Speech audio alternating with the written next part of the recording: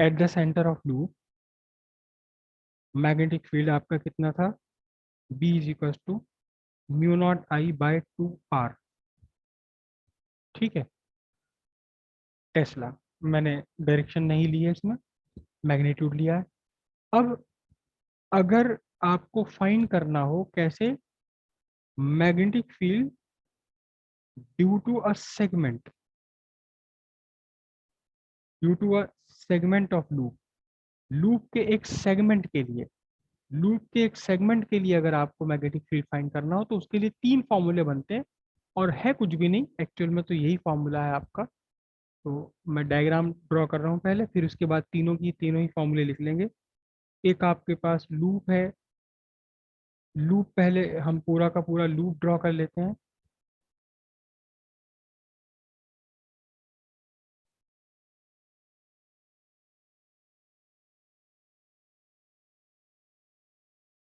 Centre है इसका ओ, radius है कैपिटल आर, और मैं सिर्फ एक इतना सेगमेंट लेता हूँ, केवल इस सेगमेंट में करंट का फ्लो हो रहा है, केवल इस सेगमेंट में करंट का फ्लो हो रहा है। कैसे हो रहा है फ्लो उससे हमें कोई मतलब नहीं, उससे हमें कोई मतलब नहीं कि कैसे हो रहा है फ्लो, करंट है इसमें आई, और ये सेगमेंट की लेंथ है, सेगमेंट की लेंथ है कितना, एल, करेक्ट।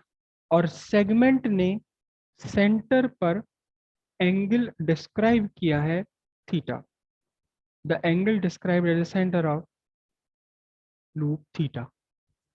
तो यहां से तीन इक्वेशन आपकी बन सकती है, इसी में लेना है। देखिए, this is the magnetic field due to the entire circumference of loop, due to entire circumference of loop. What is the circumference, circumference is 2 pi r। so this is the magnetic field due to a length of 2 pi r. So out of 2 pi r, if you want to find the magnetic field due to smaller arc length L, so simple sa magnetic field at center will be equals to mu naught I 2 r L by 2 pi r। बिल्कुल simple सी बात है।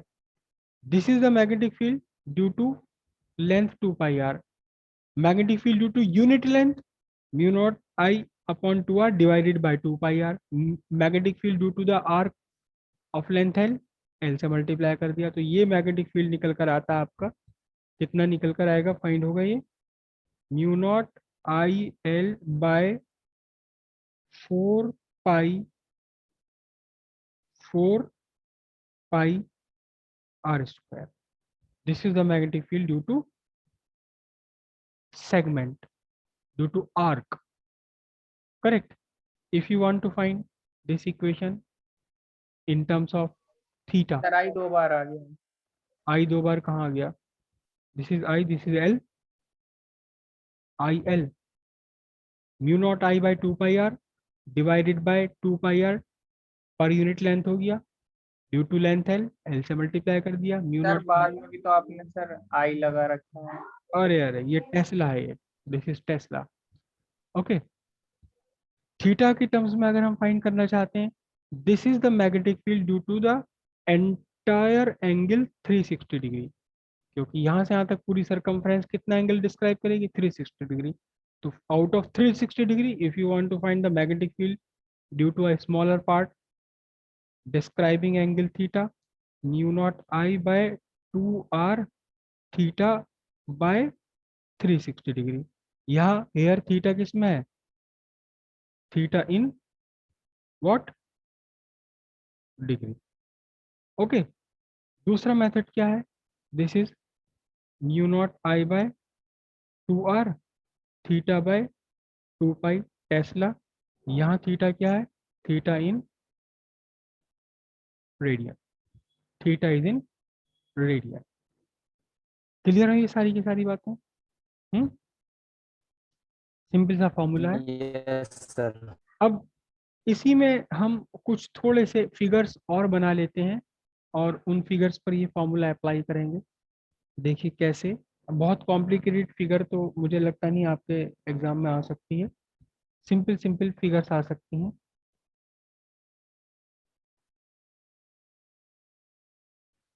Simple simple figures आ सकती हैं, और एक एक figure को हम बनाते चलेंगे और उसे हम डिस्कस करते चलेंगे।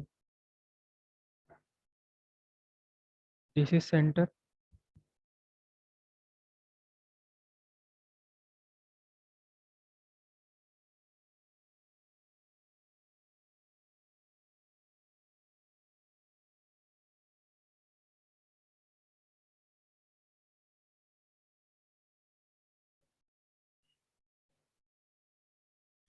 what is the magnetic field at center O?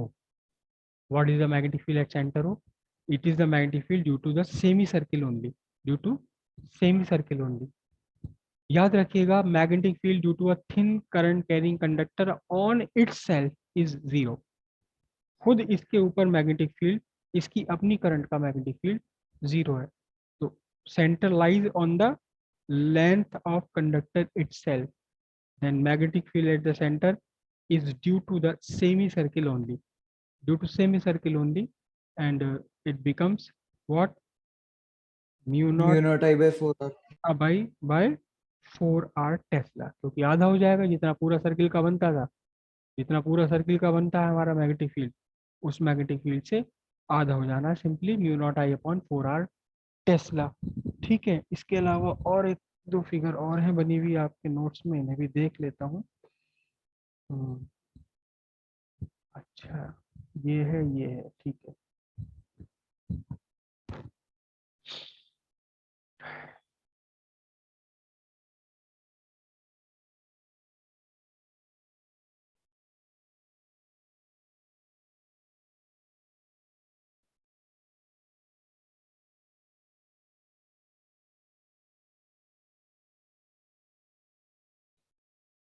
ये आपका स्ट्रेट कंडक्टर, ओके, और फिर यहाँ से ये कन्वर्ट हो गया एक सर्कुलर लूप में, कन्वर्ट हो गया ये एक सर्कुलर लूप में कन्वर्ट हो गया।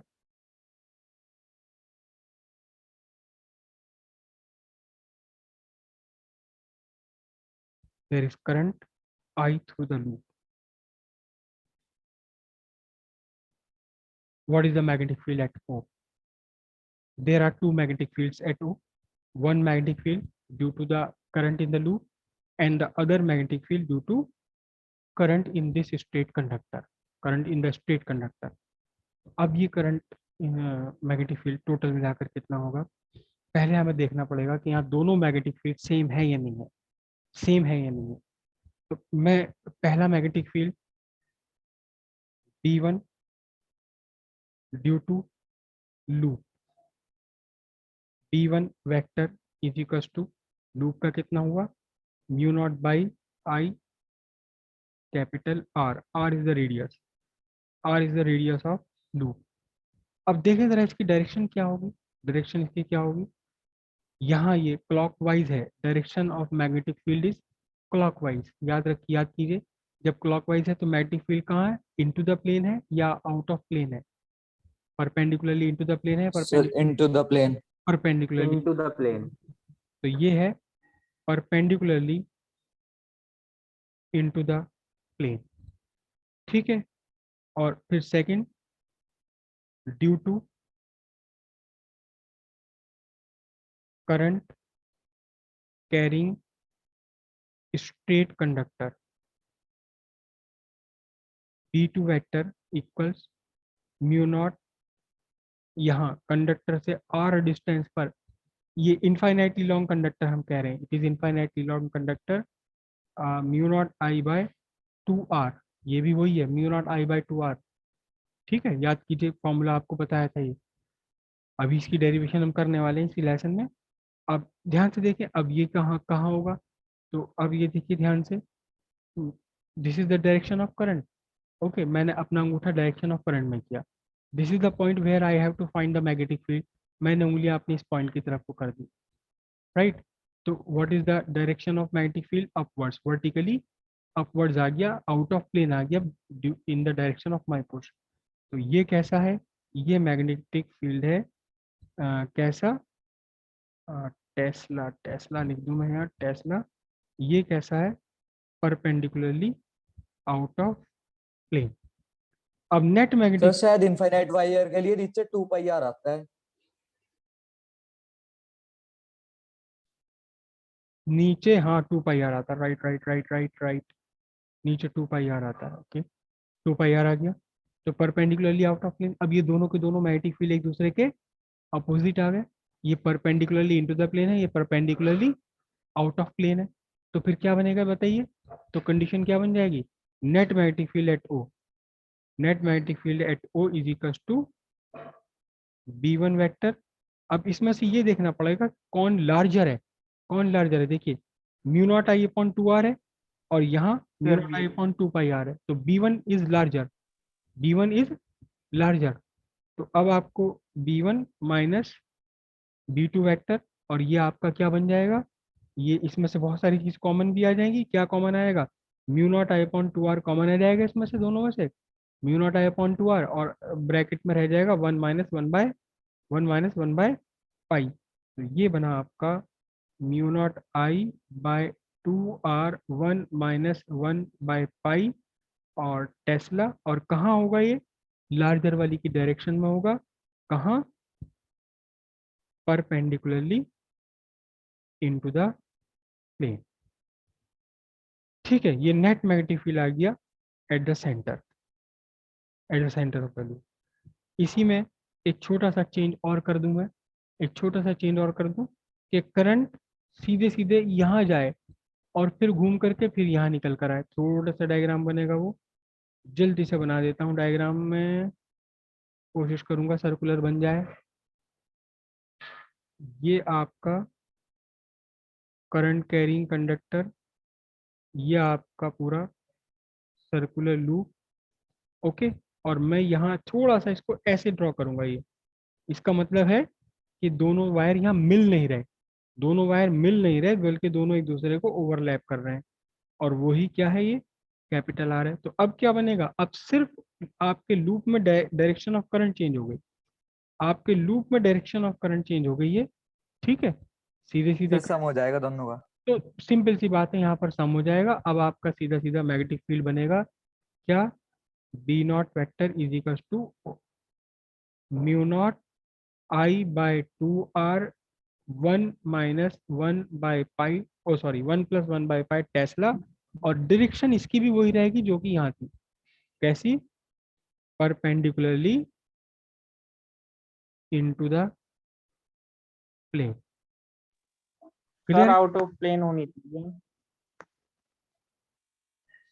यहाँ कैसी आ रही थी ये, परपेंडिकुलरली आउट ऑफ प्लेन कैसे होगी,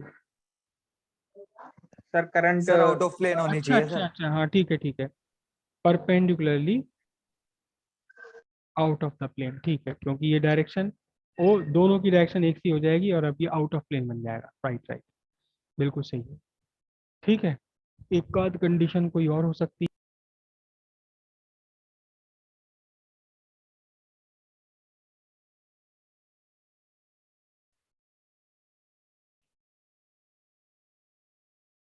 कैसे नहीं आ रही।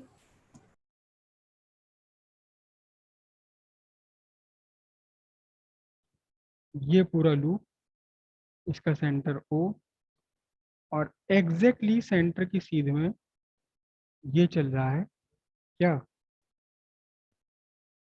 स्ट्रेट वायर, करंट थी I, अब ये दो पार्ट में डिवाइड हो गई, I/2 और यहाँ I/2।